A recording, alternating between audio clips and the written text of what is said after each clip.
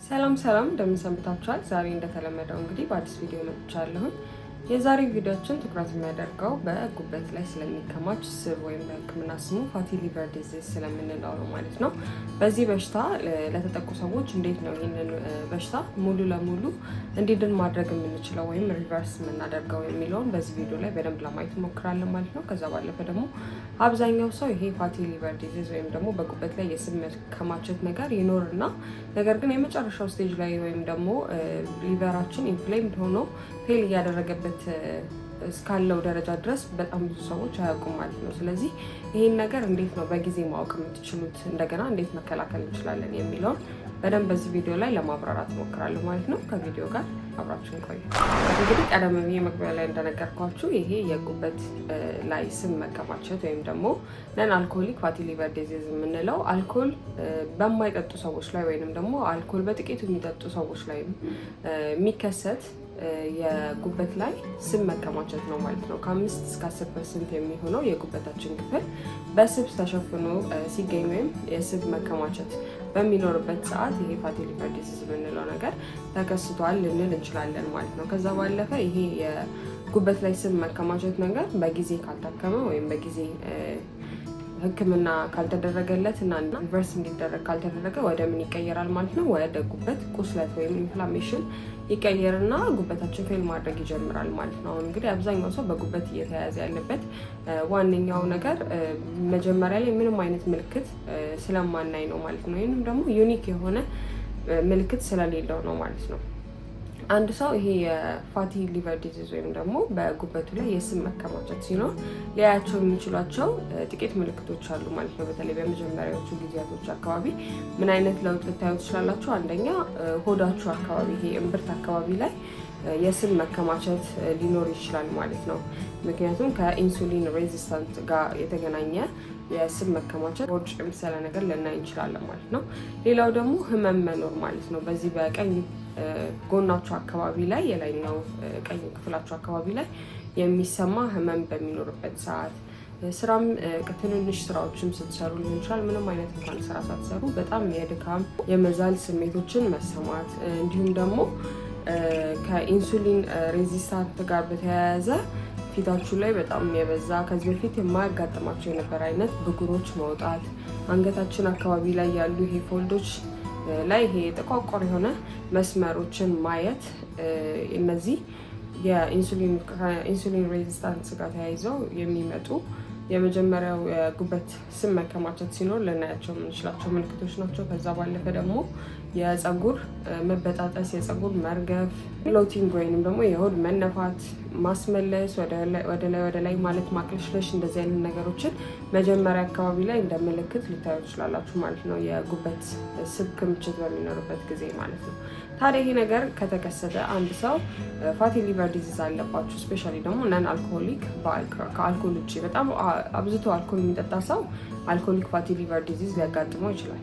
ግን አልኮል ብዙም የማይጠጣ ሰው ወይንም ደግሞ ምንም ጭራሽ አልኮል የማይጠጣ ሰው ደግሞ ይሄኛው ነን አልኮሆሊክ የምንለው ወይም ከአልኮል ውጭ ወይም በአልኮል ያልተከሰተ ፋቲ ሊቨር ዲዚዝ ሊከሰትበት ይችላል ማለት ነው። በሚሆንበት ሰዓት እንዴት ነው ይህን ነገር ሪቨርስ ማድረግ የምንችለው ወይም እንዴት ነው መለወጥ ማስተካከል የምንችለው? የሚሰጣችሁ አንድ ሲንግል የሆነ መድኃኒት የለም ይህን ነገር ለማስተካከል። ነገር ግን ቤታችሁ ሆናችሁ በምትወስዱት ነገር እና በማትወስዱት ነገር ይሄ ነገር ሊስተካከል ይችላል ማለት ነው። መጀመሪያ ይህን ነገር የሚያስከስቱ ነገሮችን አንደኛ ጣፋጭ የሆኑ እንትኖችን መጠጣት፣ ድሪንኮችን። ሁላችንም እንግዲህ ስለ ለስላሳ መጠጦች በጣም መጥፎ እንደሆነ ምናምን ሁላችንም እናውቃለን። ነገር ግን ሌላው ብዙ ሰው ኢግኖር እያደረገው ያለው ነገር ምንድን ነው? ታሽገው የሚሸጡ ጁሶች ማለት ነው። ኢቨን ኢፍ ልክ እንደዚህ ስክሪን ላይ እንደምታዩት ኖ ሹጋር ኖ አርቲፊሻል ሹጋር ምናምን ነገር ብለው ቢጽፉ እንኳን ምንም አይነት ስኳር የለውም፣ የተጠቀምነው የተፈጥሮ ስኳር ነው እንደዚህ አይነት ነገር እንኳን ቢሉ በውስጡ በጣም ብዙ ፍሩክቶስ አለ ማለት ነው። ስለዚህ ይሄ ፍሩክቶስ ደግሞ አንደኛው ፋቲ ሊቨርን ያስከትላል ብለው ከተባሉ ነገሮች ውስጥ በተደረጉ ጥናቶች ውስጥ የተዘረዘረ ነው ማለት ነው። ስለዚህ በጣም ብዙ ፍሩክቶስ ይይዛል ወይም ጣፋጭን ይይዛል ማለት ነው። ስለዚህ ጣፋጭ የሆኑ ለስላሳ መጠጦችን መጠጣት፣ ጁሶችንም ጨምሮ ማለት ነው። ታሽገው የሚሸጡ ጁሶችን መጠጣት፣ አልኮል መጠጣት፣ አልኮልን አብዝታችሁ የምትጠቀሙ ከሆነ እንዲሁም ደግሞ ስፖርት የሚሰሩ ሰዎች አብዛኛውን ጊዜ ኢነርጂ ድሪንኮችን ይጠቀማሉ ኃይል ለማግኘት ወዲያውኑ። ስለዚህ እነዛ ኢነርጂ ድሪንኮችን መጠቀም እንደዚሁ እንዳልኳችሁ የጉበት ስብ እንዲከማች ምክንያት ሊሆን ይችላል ማለት ነው። ከዛ ባለፈ ደግሞ እንግዲህ ፕሮሰስድ የሆነ ፉድ ወይም ባለፈው ቪዲዮ ላይ ሰርቼላችሁ ነበር እንግዲህ ፕሮሰስድ ፉድ ምን ያህል አሁን ላይ በጣም ብዙ ችግሮችን እያመጣ እንዳለ ማለት ነው። እንደ ሶሴጅ፣ እንደ ታሽገው እንደሚሸጡ እነዚህ የሳንዱች ስጋዎች፣ እንዲሁም ደግሞ ኢንስታንት ኑድል፣ የትኛውም አይነት ፕሮሰስድ የሆነ ምግብ እንደ አይስክሬም፣ እነዚህ ነገሮችን አብዝታችሁ መጠቀምም እንደዚሁ የጉበት ስብ መጠናችሁ እንዲጨምር ያደርጋል። ከዛ ባለፈ ነጭ ዳቦ ወይም ከፉርኖ ዱቄት የሚዘጋጁ ዳቦዎችን መመገብ፣ ነጭ ሩዝ፣ እንደገና ፓስታ፣ መኮረኒ አብዝቶ መመገብ የጉበት ስብ መጠናችን እንዲጨምር ሊያደርግ ይችላል ማለት ነው። ምንድነው ማድረግ ያለባቸው? አንድ ሰው የጉበት ስብ ከፍ ብሏል ወይም የጉበት ስብ ያሳያል ከተባለ ወይም ፋቲ ሊቨር ዲዚዝ አለብህ ከተባለ ይህን ነገር መለወጥ ይችላል። ስፔሻሊ የመጀመሪያዎቹ ስቴጅ ላይ ማለት ነው። ሳይባባስ የጉበት ኢንፍላሜሽን ሳይፈጠር በፊት ጉበቱ ፌል ሳያደርግ በፊት ማስተካከል ስለሚችል አንደኛ ማድረግ ያለበት ነገር ቅድም እንዳልኳችሁ ጣፋጭ የሚባሉትን መጠጦች ሙሉ ለሙሉ ማቆም ማለት ነው። ጁስም ይሁን የታሸጉ ለስላሳዎችም ይሁኑ ኢነርጂ ድሪንኮችን ማቆም አለባችሁ። በዛ ፋንታ ኖርማል በተፈጥሮ የሚዘጋጁ ቤታችሁ የምታዘጋጁትን እንደ አናናስ፣ ማንጎ፣ ብርቱካን እነዚህን ጁሶች በቤታችሁ አዘጋጅታችሁ ራሳችሁ ምንም አይነት ስኳር ሳትጠቀሙ ወይንም ማርም ጣፋጭ ስለሆነ ማለት ነው ያንን መጠቀም ትችላላችሁ ማለት ነው።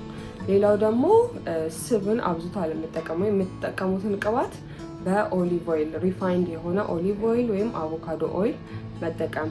ሌሎች ደግሞ ጤናማ የሆኑ ስብ ያላቸው ምግቦችን መመገብ እንደ አቮካዶ አሁን ጥሩ የሆነ ፋት ኮንተንት አለው እና ጤናማም ፋት ነው። እንደ ናት እንደ ለውዝ አይነት ያሉ ሰብስቲቱሽኖችን ለፋት የምትጠቀሙት ነገር ጤናማ በሆነ መልኩ መቀየር ማለት ነው። ሌላው ደግሞ ቤሪዎችን መብላት እንደ ብላክቤሪ፣ ብሉቤሪ፣ ስትሮበሪ ይሄ አንቲ ኢንፍላማቶሪ ነው። ስለዚህ ውስጣችን ሰውነታችን ውስጥ የሚኖሩ ኢንፍላሜሽኖችን ለመቀነስ ይረዳናል ማለት ነው። ከዛ ባለፈ ቢትሩት ወይንም ደግሞ የቀይ ስር ጁስ ሊሆን ይችላል፣ የቀይ ስር ሳላድ ሊሆን ይችላል። እንዲሁም ደግሞ ቀይ ስር እኛ እንደለመድነው ተሰርቶ እንደ ምግብ ቀይ ስርን አብዝቶ መመገብ እሱም በጣም አንቲ ኢንፍላማቶሪ ስለሆነ ለጤናችን በጣም አሪፍ ነው ማለት ነው። ብሮኮሊ፣ ካቤጅ፣ ኬል የምንላቸው ነገር ወይም ደግሞ እንደ ጥቅል ጎመን፣ አረንጓዴ ጎመን እነዚህን ነገሮች መመገብ እንደዚሁ የሰውነታችንን ፋይበር ኢንቴክ ለመጨመር ይረዳናል። ከዛ ባለፈ ደግሞ አንቲ ኢንፍላማቶሪ ፕሮፐርቲ ስላላቸው ኢንፍላሜሽን በሰውነታችን ውስጥ የሚኖሩ ኢንፍላሜሽንን ለመቀነስ ይረዳናል። ሌላው ደግሞ ተመሪክ ነው ወይም እርድ የምንለው ነገር እርድን በወተት ወይም በሻይ መጠጣት፣ በለብ ባለ ውሃ እና ትንሽ ማር አድርጋችሁ እንደዛ መጠቀም፣ የምትበሉት ምግቦች ላይ መጨመር። እርድ በጣም አንቲ ኢንፍላማቶሪ ፕሮፐርቲ ስላለው እንደዚሁ ሊረዳችሁ ይችላል ማለት ነው። ይህንን ነገር ማድረግና መጀመሪያ ቅድም አትጠቀሙ ያልኳችሁን ነገሮችን ከት ማድረግ በራሱ ከ50 በመቶ በላይ ይሄ ፋቲ ሊቨር ዲዚዝን ሪቨርስ ለማድረግ ወይም ለመመለስ በጣም ትልቅ አስተዋጽኦ ያደርጋል ማለት ነው። ከዛ ባለፈ ይሄ ፋቲ ሊቨር ዲዚዙ በጣም አድቫንስድ የሆነበት ስቴጅ ላይ ለደረሰ ሰው ከሐኪሞቹ ጋር ተማክራችሁ አንደኛ ቫይታሚን ኢ ሰፕሊመንት መውሰድ ትችላላችሁ። የኛው ግን መጀመሪያ ከሐኪማችሁ ጋር መነጋገር አለባችሁ። ምክንያቱም ይህንን ለማስተካከል ተብሎ በጥናት የተረጋገጠው የቫይታሚን ኢንቴክ ከፍ ያለ ነው። ስለዚህ ከ800 ኢንተርናሽናል ዩኒት በቀን ውስጥ መውሰድ አለባችሁ ማለት ነው። ስለዚህ ያ ከፍ ያለ ስለሆነ ከ400 ስታንዳርድ ከምንለው ከ400 ኢንተርናሽናል ዩኒት በላይ ስለሆነ መጀመሪያ ከዶክተራችሁ ጋር ተማክራችሁ ይሄ ቫይታሚን ኢ ሰፕሊመንት መውሰድም እንደዚሁ ፋቲ ሊቨር ዲዚዝን ሊቀንስልን ይችላል።